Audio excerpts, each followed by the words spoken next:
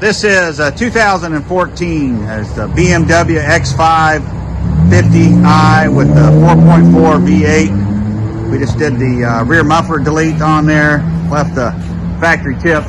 About the only thing that fits in there really nice and clean. All 3-inch pipes, nice and clean. Took the mid resonators out, put a Truex pipe in there. Left it all stock up front.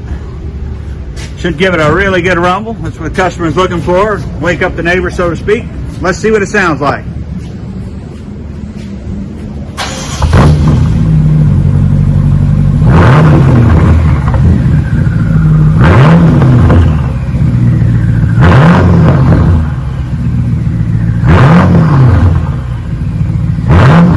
Well, you can hear those turbos whistling.